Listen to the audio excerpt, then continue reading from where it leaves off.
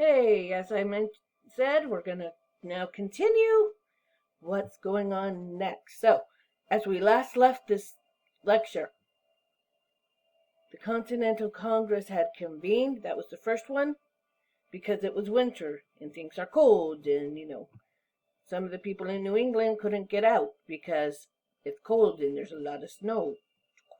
Okay, we fixed that. So, in spring 1775, a few things ended up happening. Remember, Boston is still occupied. People are not happy about that, especially the people of Boston.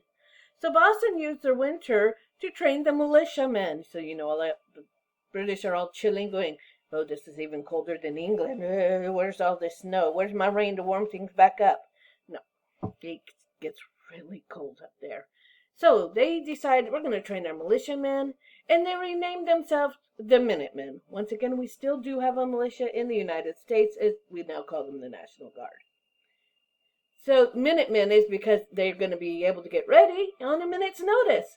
So we can go, boom, we've got problems, or, send somebody riding through the town going, problems are coming, like the Redcoats. And these guys are going to be able to get ready in a minute. King George is actually kind of worried about this when he found out. So they're training. The soldiers find out we've got a militia training. And King George is going, this isn't good. But what can he do about it? He's 3,000 miles away in England. He's also insane, but we'll get into that later. Well, a war's going to begin because he's going to decide he's going to try to take away their guns. So King George orders General Thomas Gage to take away, which you'll remember him from your DBQ, to take away all the weapons away from the Massachusetts Minutemen. This is going to go over swimmingly. So the guns happen to be kept in the city of Concord. If you're a New Englander. It's about 20 miles west of Boston. Oh, on the evening of April 18th, 1775, Paul Revere and Charles Dawes, do not forget about Dawes. Dawes exists. It's not just Paul Revere. Are told that the British troops are coming. So they both leave on horseback and go in opposite directions to tell the citizens to get ready. And by morning, the Minutemen are ready in Concord. The city of Lexington prepares as well. Why? Well, they're between Boston and Concord, which means the British are going to have to get through Lexington first. Remember, they are marching from Boston. So, you should already know this. We've done a DBQ on this. But let's review. Monday morning, the 19th of April, 1775, Lexington, Massachusetts. There's a military breakdown. So, the British are marching, and along the street, they're not doing anything. They are not even really stopping the British from getting through, but there are 70 Minutemen with rifles waiting for the British to make a move. But their leader really does not want to start a war here. But it's 70 Minutemen against, so once again, these are militia. This is not their main job. These are farmers, mostly. And they're up against 700 trained British troops. Well, they're aiming guns at each other. Neither side is firing. And then nobody knows who did it. But a shot rings out. This would be the shot heard around the world. The British fire, then the militia fires back. The battle only lasts 6 minutes, this part of the battle. There's a reason we call it the Battle of Lexington and Concord. The Lexington part only lasts 6 minutes, and the Minutemen start retreating from the city. The British think, well, that takes care of that. Just a bunch of farmers waving pitchforks. Sure, they've got rifles. Once again, the British actually only have muskets. The rifle's a colonial thing. So they move on to Concord. Well, those rifles didn't cause as much problems.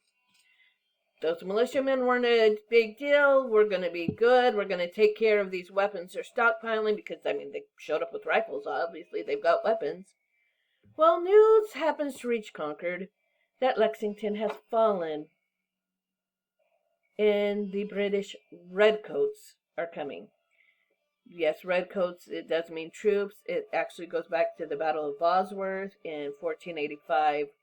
Why they're called redcoats and why they now wear the red coat has to do with Lord Stanley's men, always dressing in red. They came down a hill. It looked like blood. It was a glorious sight, and the Tudors decided, oh, by the way, he was Henry VII, Henry Tudor's stepfather. He's married to Henry Tudor's mother. So he decides, yeah, let's go with this. So now these guys are all known for their red coats. And that is what we start calling them. Yes, there's also the insult of lobsterback. Lobsters are native to New England. In Concord, however, unlike Lexington, has had time to get ready for these guys. There are 500, not 70, 500 Minutemen waiting in Concord. And that's just who's waiting in Concord. There's going to be more. So, Concord.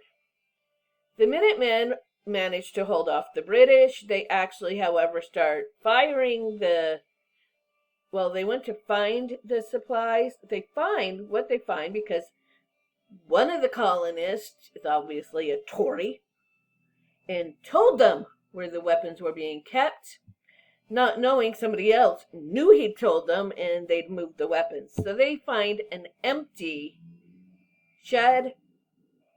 Just, hey, no guns anymore. They've got enough evidence because there's a cannon there that they couldn't move quickly enough that, yes, there really had been weapons kept there.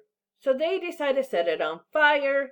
So now the people of Concord think, oh, now, great, they're firing our city, meaning setting the whole city on fire. So they're peeved off, and this is going to actually signal more men that Concord's in trouble.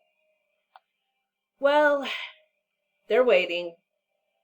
We've already heard the shot, heard around the world, and the militia fires.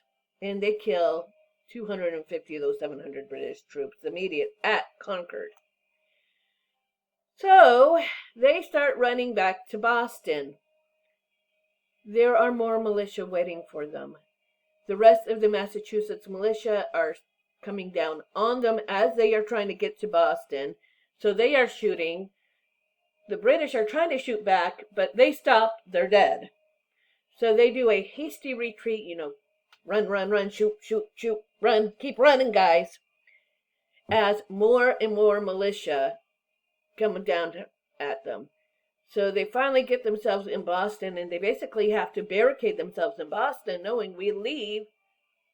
We've got this army of farmers who are going to be waiting for us.